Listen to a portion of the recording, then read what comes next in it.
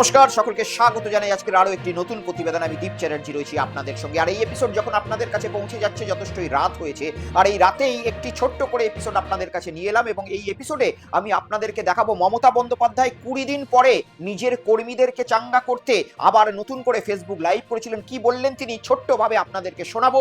সাথে সাথে এই এপিসোডে আমি কুণাল ঘোষের মন্তব্য আপনাদেরকে শোনাবো, যেখানে কুণাল ঘোষ ফলতার যে আজকে নির্বাচনের রেজাল্ট বেরিয়েছে সেই নির্বাচনের রেজাল্ট নিয়ে কিছু বক্তব্য রেখেছেন। আপনারা সকলেই জানেন ফলতাতে পুনর্নির্বাচন হয়েছিল এবং পুনর্নির্বাচনের আগেই জাহাঙ্গীর খান তৃণমূল কংগ্রেসের যিনি সেখানকার প্রার্থী ছিলেন তিনি সরে গিয়েছিলেন, পুষ্পা ঝুঁকে গিয়েছিল এবং সেই পুষ্পা আজকে যে নির্বাচনের রেজাল্ট বেরোলো সেখানে কার্যত 4র্থ নম্বর স্থানে চলে এসেছে।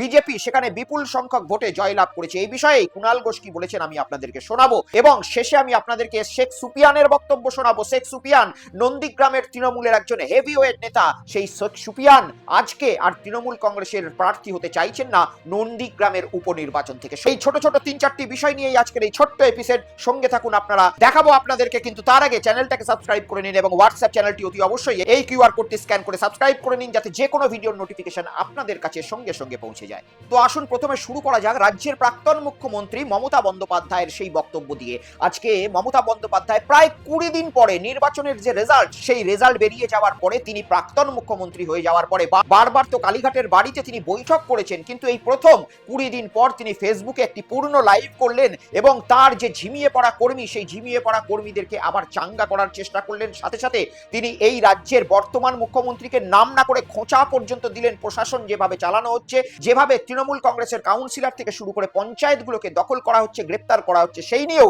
তিনি ক্ষোভ উগড়ে দিলেন। এবং এই যে নির্বাচন গিয়েছে 2026 সালের, সেই নির্বাচনে তৃণমূল কংগ্রেসকে যে জোর করে হারানো হয়েছে সেই প্রশ্নতেও তিনি আবার আগুন ধরিয়ে দিলেন এবং বললেন কেন্দ্রীয় বাহিনীর মদতে এই ইলেকশন বিজেপি জয়লাভ করেছে এবং যদি এমনটা না ঘটতো তাহলে আজকের দিনেও তৃণমূল কংগ্রেস 220 থেকে 230টি আসন নিয়ে জয়লাভ করত। আমি মমতা বন্দ্যোপাধ্যায়ের সেই 32 মিনিটের ভিডিও ক্লিপিংসকে আপনাদের কাছে 5.5 মিনিটের মধ্যে দেখাবো এবং সেইখানে তিনি বক্তব্য কি রাখছেন আপনাদের জন্য রইল, দেখুন। সহ সারা বিশ্ব বাংলা সর্বভারতীয় সকলের উদ্দেশ্যে আমি কয়েকটি কথা নিবেদন করতে চাই। আজকে 24 তারিখ, সম্ভবত 4 তারিখে কাউন্টিং হয়েছে। এই 20 দিন মুখ বুঝে সবকিছু সহ্য করেছি। শুধু আমি নয়, বাংলার মানুষ, তৃণমূল কংগ্রেস কর্মীরা যারা রাষ্ট্রীয় সন্ত্রাসের বলি হয়েছে, 12 জন মানুষ মারা গেছেন, খুন হয়েছে, আত্মহত্যা করতে বাধ্য হয়েছে, সবাইকে জোর করে পদত্যাগ পত্র লিখিয়ে নেওয়া হচ্ছে, ইলেকট্রিক বডিগুলোকে কাজ করতে দেওয়া হচ্ছে না। কলকাতা কর্পোরেশনের মতো বড় কর্পোরেশন যাদের জল, রাস্তা সহ বিভিন্ন ডেভেলপমেন্টের কাজ, প্রত্যেকটা মিউনিসিপ্যালিটিতে ইলেকট্রিক বডিকে অস্বীকার করে টোটাল প্রশাসনিক রাষ্ট্রীয় সন্ত্রাস চলছে। আমিও একদিন প্রশাসন চালিয়ে এসেছি, আমি জানি প্রশাসনের কি কাজ, দলের কি কাজ, আর উন্নয়নমূলক বোর্ডগুলোর কি কাজ। আমাদের সময়ও প্রায় 30% পঞ্চায়েত অপোজিশনের ছিল, এবারেও জিতেছে তারা। তাদের পঞ্চায়েত অফিসে তো আমরা কখনো তালা দিইনি, তাদের জেলা পরিষদ অফিসে তো তালা দিইনি, তাদের পার্টি অফিসে তো তালা দিইনি। সেন্ট্রাল গভর্নমেন্ট শুধু ক্ষমতায় ছিল বলে তারা যে পুলিশ প্রোটেকশন পেয়েছে আমাদের সহকর্মীরা কখনো পাইনি। শুধু সেন্ট্রাল গভর্নমেন্ট পাওয়ারে ছিল বলে 5 বছর আমাদের সব ডেভেলপমেন্টের টাকা আটকে রাখা হয়েছিল। আজকে এগুলো জলের মতো পরিষ্কার। আমি সব ডিটেলসে না গিয়ে আজকে আপনাদের কাছে একটুকুই আমি বলতে চাই, একটা নির্বাচন হয়ে গেল, আমরা কি দেখলাম? এটা কি সত্যিই নির্বাচন হয়েছে না নির্বাচনের নামে প্রহসন হয়েছে? প্রথম কথা, কোনো রাজ্যের লজিস্টিক ডিসক্রিপেন্সি বলে কোনো কিছু এসআইআর হয়নি, একমাত্র বাংলা। সেখানে জেনে শুনে 60 লক্ষ লোকের নাম বাদ দেওয়া হয়েছিল, প্লাস আরো 58 লাখ। তার মধ্যে লড়াই করে আমরা 32 লক্ষ লোকের নাম তুললেও 27 লক্ষ এবং পরে বিজেপি জমা দিয়েছিল আরো 7 লক্ষ, 34 লক্ষ সংখ্যাটা হয়, প্লাস লক্ষ। তার মানে 58 আর 34 যদি আপনারা দেখেন প্রায় 1 কোটির কাছাকাছি চলে যাচ্ছে। এই 1 লক্ষ, হ্যাঁ 1 কোটির কাছাকাছি চলে যাচ্ছে। তো এবার আপনারা আমাকে বলুন, এত কাউন্টিং রিগিং করা, ইভিএম মেশিন রিগিং করা, আমাদের কাছে স্পেসিফিক খবর আছে সেন্ট্রাল ইলেকশন কমিশনের অফিস থেকে ডেটা হ্যাকিং করা, বিভিন্ন সূত্র মারফত বিভিন্ন মানুষ মারফত, বিভিন্ন অর্গানাইজেশন মারফত খবরগুলো কানে আসছে একটা একটা করে। বিজেপির লোকেরা সিআরপিএফ এর ড্রেস পরে ঢুকে গেছে কাউন্টিং সেন্টারে, পরিকল্পিত হয় মিডিয়াকে দিয়ে। এক রাউন্ডও গোনা হয়নি, তখন থেকেই 200 সিটে বিজেপি জিতছে বলে রটিয়ে দেওয়া। কারণ আপনারা সবাই জানেন আমি একটা সিদ্ধান্ত নিই, আমি দুঃখিত, আমি সব সংবাদ মাধ্যম খারাপ কথা নিশ্চয়ই বলবো না, কিন্তু এখানে ব্যতিক্রমীও কেউ নেই, মানুষ শুধু ব্যতিক্রমী। আজকে যদি আপনারা জিতেই থাকে জোর করে, লুট করে, ভোট লুট করে, মানুষের নাম বাদ দিয়ে, এবং বেলা 11টার পর থেকে কাউন্টিং সেন্টারে কাউকে কাউন্টিং এ এজেন্ট ঢুকতে দেননি, আপনারা এজেন্টের আইডি কার্ড কেড়ে নিয়েছেন। আমার কেন্দ্রে আমি যখন খবর পেয়ে গেছি, আপনারা আমাকে যে রাউন্ডগুলোতে আমি এগিয়েছিলাম 13,000 ভোটে, আপনারা, আমি দেখেছি যিনি এখন গদিতে বসেছেন তার নাম করতে আমার ভালো লাগে না, তাকে আমরা অনেকদিন ধরে চিনি, তিনি নিজে বসে লুট করছিলেন ডেটা সেন্টারে বসে, আমি নিজে দেখে এসেছি। আমাকে ঘাট ধাক্কা দিতে দিতে তাড়িয়ে দেওয়া হয়েছে, ঘরের বাইরে বের করে দেওয়া হয়েছে। সিআরপিএফ আর বিজেপির কর্মীরাও আমি শুনেছি পুলিশের ড্রেস পরে, সিআরপিএফ এর ড্রেস পরে ভেতরে বসেছিল। আর যারা ডেটা সেন্টারে বসেছিল তারা কিন্তু সবটাই বিজেপির আইটি সেন্টারের লোক ছিল বলে আমি শুনেছি। আমি সহ, ইলেকশন এজেন্ট সহ, আরো 4টে দল সহ অন্যান্য পার্টির এজেন্টদের সবাইকে বের করে দেওয়া হয়েছিল। তারপরে রেজাল্টটা ডিক্লেয়ার করেছে, জেতার জায়গায় হারা, হারার জায়গায় জেতা। এই পাশাটাই উল্টেছে প্রায় 150 সিটে, এবং সেটা না হলে আমরা 220 থেকে 230টা সিট পেতাম। প্রাক্তন মুখ্যমন্ত্রী মমতা বন্দ্যোপাধ্যায়ের এই ভিডিও বার্তা প্রায় 32 মিনিটের। আপনারা পুরোটা চাইলে মমতা বন্দ্যোপাধ্যায়ের নির্দিষ্ট যে ফেসবুক পেজ রয়েছে সেখানে গিয়ে পুরোটা দেখতে পারেন। আপনাদের সময় সাশ্রয় করার জন্য কিছুটা বেঁচে ক্লিপিংস আপনাদেরকে দেখালাম, যেখানে মূল কথাটা তিনি বলার চেষ্টা করছেন যে এখন বর্তমানে যিনি গতিতে বসেছেন সম্ভবত শুভেন্দু অধিকারীকে তিনি নাম না করে খোঁচা দিলেন, এবং তিনি যে বসে সেখানে ভোটের কারচুপি করছিলেন এমনটাই তিনি উল্লেখ করার চেষ্টা করলেন। এবং এটাও বললেন যে সিআরপিএফ ফোর্স বা কেন্দ্রীয় বাহিনীর মদত, কেন্দ্রীয় এজেন্সির মদত যদি বিজেপি সেই সময় না পেত তাহলে এই মুহূর্তে রাজ্যে হয়তো তৃণমূল কংগ্রেস 220 থেকে 230টা সিট পেত। অর্থাৎ তিনি তার যে কর্মীরা রয়েছে সেই কর্মীদের মনোবলকে চাঙ্গা করার জন্য ফেসবুকে লাইভ করে আজকে বিশেষ বার্তা দিচ্ছেন। আগামী দিনে তিনি লড়াই জারি রাখবেন এই কথা বলছেন। আপনারা সকলেই জানেন 2029 সালে এই ভারতবর্ষে লোকসভা নির্বাচন রয়েছে, আর এই লোকসভা নির্বাচন কিন্তু যথেষ্ট পরিমাণে টাফ হতে চলেছে এইবারে ভারতীয় জনতা পার্টির জন্য। কারণ এই যে ককরোচ জনতা পার্টি নামে বিভিন্ন জায়গায় যে জেন জির একটা উত্থান দেখা যাচ্ছে, সেই সমস্ত বিষয় নিয়ে ইতিমধ্যেই কেন্দ্রীয় সরকার কিন্তু চিন্তিত রয়েছে। আমরা দেখতে পাচ্ছি এই যে জেনারেশন জি এর মুভমেন্ট, সেই মুভমেন্টকে ইতিমধ্যেই কেউ বা কারা এই ভারতবর্ষে বন্ধ করার জন্য সেই মুভমেন্টকে অনেক সময় পাকিস্তানি কিংবা বাংলাদেশের সঙ্গে যুক্ত করা হচ্ছে। আবার এই যে ককরোচ জনতা পার্টি নামে যে জেনারেশন জি এর একটা আগ্রাসন সোশ্যাল মিডিয়ায় পড়ছে, সেই ককরোচ জনতা পার্টির ওয়েবসাইট থেকে শুরু করে সোশ্যাল মিডিয়া পেজ হ্যান্ডেল থেকে শুরু করে ইনস্টাগ্রামের 22 মিলিয়ন ফলোয়ার যুক্ত প্রোফাইল সমস্ত কিছু এই মুহূর্তে উড়িয়ে দেওয়া হচ্ছে। কে বা কারা এটা করছে এই বিষয়ে নির্দিষ্ট কোনো তথ্য না থাকলেও এটা পরিষ্কার যে বর্তমানে কেন্দ্রীয় সরকার এই ককরোচ জনতা পার্টি নিয়ে কিছুটা চিন্তিত বা ভীত। তাই হয়তো এই ধরনের পদক্ষেপ তাদের সঙ্গে কেউ বা কারা গ্রহণ করছে। তাই 2029 সালকে সামনে রেখে মমতা বন্দ্যোপাধ্যায় চাইছেন যে তার দলের কর্মীরা ইতিমধ্যেই ভীত সন্ত্রস্ত যেন না হয়ে যায় এবং ময়দান যেন না ছাড়ে। তাই জন্যই তিনি বিশেষভাবে এই লাইভে বার্তা দিয়েছেন। পুরোটা আপনি তার সোশ্যাল মিডিয়া পেজে গিয়ে শুনতে পারেন। এরপরে আমি আপনাদেরকে দেখাবো ফলতার নির্বাচনের একটি চিত্র, যেখানে কুণাল ঘোষ আজকে প্রেস কনফারেন্স করে বিশেষ বক্তব্য রেখেছেন। এবং কুণাল ঘোষ ফলতা পুনর্নির্বাচনে সিপিএম হেরে যাওয়া থেকে শুরু করে জাহাঙ্গীর খান সমস্ত ক্ষেত্রেই কটাক্ষ ছুড়ে দিলেন। আমি আপনাদেরকে কুণাল ঘোষের সেই বক্তব্যটা ছোট্টভাবে শোনাচ্ছি, দেখুন। ফলতার ফলাফল হচ্ছে সিপিএম এর লজ্জা। তৃণমূল কংগ্রেস তার ব্যর্থতার ময়না তদন্ত আমরা তৃণমূলের কাছে করব, ঘরে করব। ফলতায় তৃণমূলের প্রার্থী জাহাঙ্গীর সরে গেছে, আমরা জাহাঙ্গীরকে তিরস্কার করছি। কেন সে সরে যাবে? ফলতায় জেতার জন্য এত লোককে অ্যারেস্ট করেছে, আমাদের ভোটটা করবে কি দিয়ে? এটা যেমন বাস্তব, তেমনি জাহাঙ্গীরের উচিত ছিল বুক চিতিয়ে দাঁড়িয়ে হারলে হারবে, সবাই বুঝবে, কিন্তু ভোটের আগে নিজেকে পুষ্পা পুষ্পা বলার পর সরে যাওয়াটা শোভনীয় নয়। এটা দলের ভালো বিজ্ঞাপন নয়, কোনো অবস্থাতে নয়।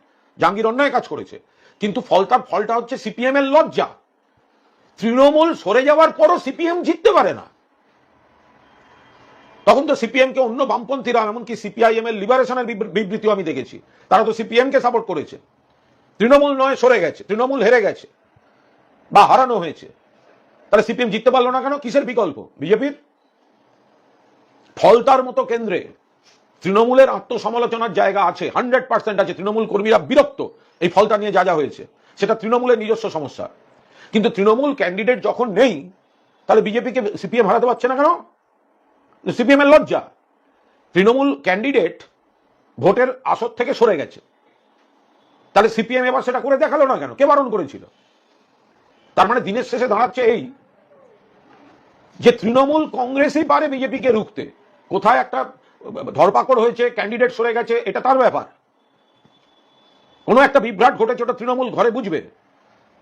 কিন্তু তৃণমূল নেই, তাহলে সিপিএম কেন পারলো না? কেন কংগ্রেস পারলো না? আজকে ফলতা পুনর্নির্বাচনের বিধানসভার রেজাল্ট এসছে। আপনারা সকলেই দেখতে পাচ্ছেন যে এই ফলতা বিধানসভা নির্বাচনে, যেখানে লোকসভা নির্বাচনে বিধানসভা ভিত্তিক ফলাফলের ক্ষেত্রে ফলতা বিধানসভা থেকে তৃণমূল কংগ্রেস 1.5 লক্ষ ভোটে লিড পেয়েছিল, সেখানে এই পুনর্নির্বাচনে মাত্র তৃণমূল কংগ্রেস 7,000-এর বেশি কিছু ভোট পেয়েছে।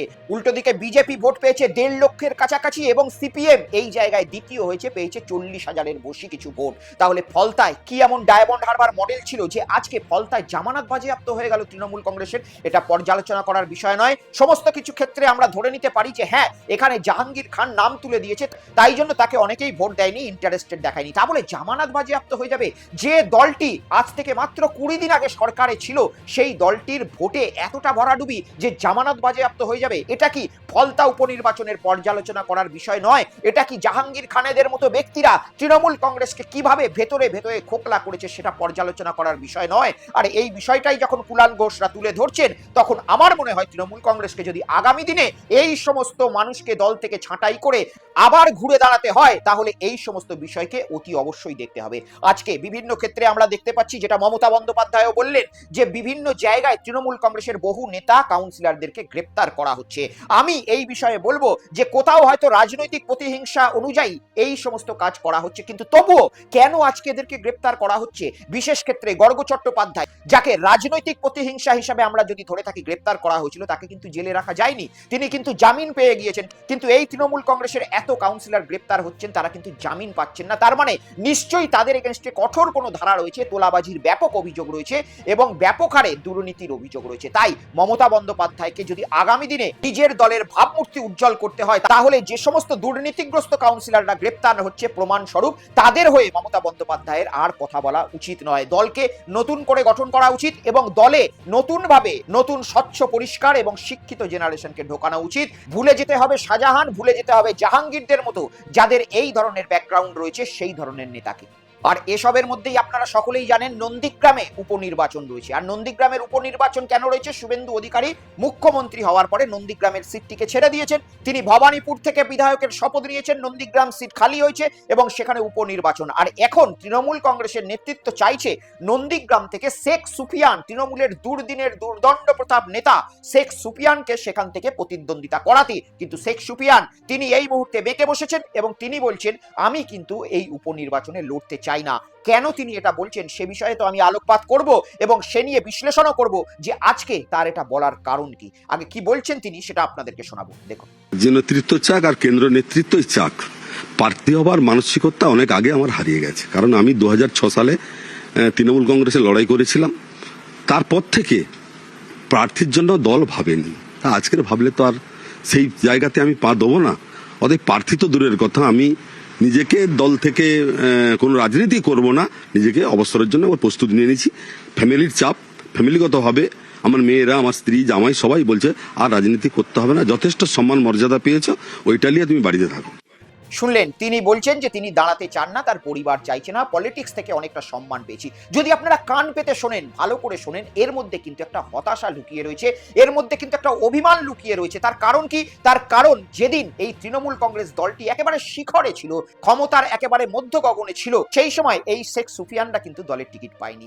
2006 সালে যখন তৃণমূল কংগ্রেস ক্ষমতায় ছিল না, তখন শেখ সুফিয়ানদের মতো নেতাকে টিকিট দেওয়া হয়েছিল।